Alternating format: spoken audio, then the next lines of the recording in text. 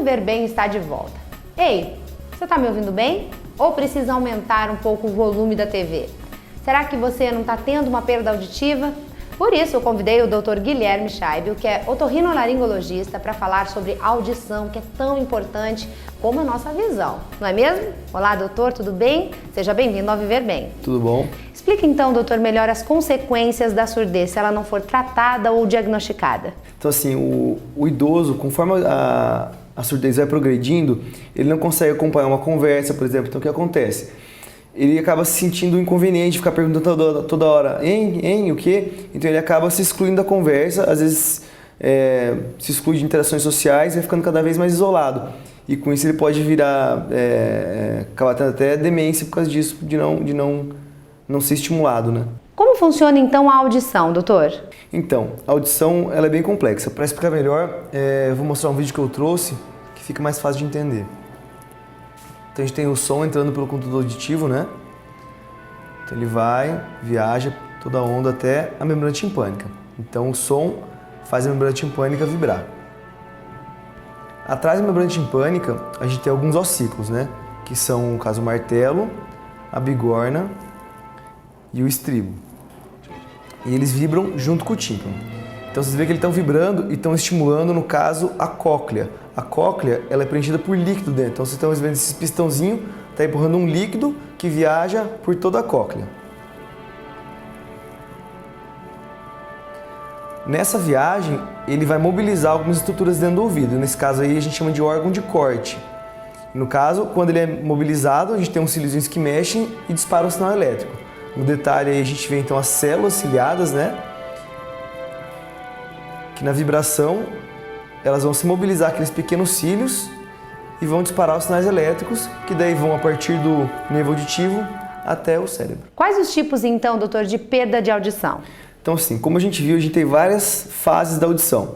Então vamos começar ali pela parte mais externa, por exemplo, uma rolha de cera ali impedindo o som chegar no tímpano, seria um tipo de perda de audição, né? Da condução. Uma perfuração no tímpano seria outra. Uma lesão nos ossículos ali também seria outra.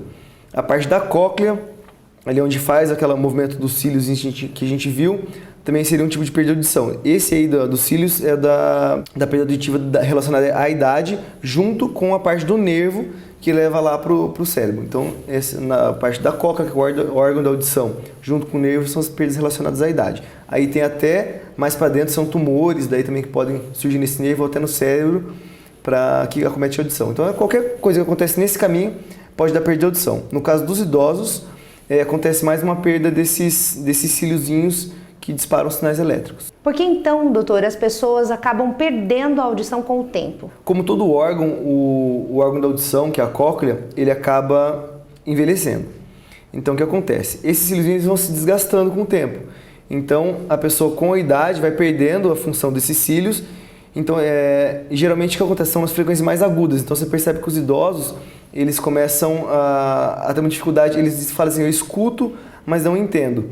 Que eles perdem o som das frequências agudas, então o SZ que ajuda a diferenciar as palavras, eles acabam não conseguindo pegar essas consoantes, então eles acabam meio que misturando as palavras e eles acabam não entendendo. Então a queixa muito comum é eu escuto e não entendo. Doutor, então explica melhor como as pessoas podem suspeitar da perda auditiva. Bom, a perda auditiva ela geralmente começa com uma queixa do idoso, ou às vezes nem é idoso, fala que está escutando, mas não está entendendo, como já falei, e muitas vezes ela começa com algum zumbido.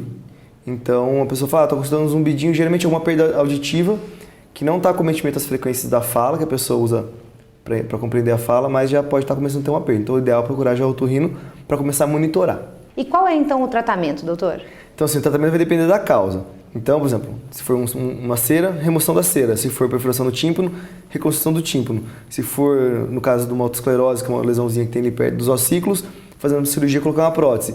Nesse caso da cóclea, como é uma perda microscópica, não tem muito o que ser feito a não ser colocar um aparelho auditivo. Tá? Os aparelhos são de vários tipos. Tem os de molde aberto, coloca aqui atrás da orelha, aí fica um canalzinho aqui para dentro. Tem um que encaixa dentro do ouvido e tem até alguns que são cirúrgicos. Você coloca, você faz um corte aqui atrás, broca todo o ossinho, aí você chega, você lembra daqueles ossinhos que a gente viu. O aparelho fica encostado naquele ossinho, empurrando o osso. Então ele meio que aumenta a potência do som dessa forma. Ok, então, doutor. Muito obrigada por hoje. Obrigado a você. Como vimos, a perda auditiva precisa ser tratada para que o caso não evolua.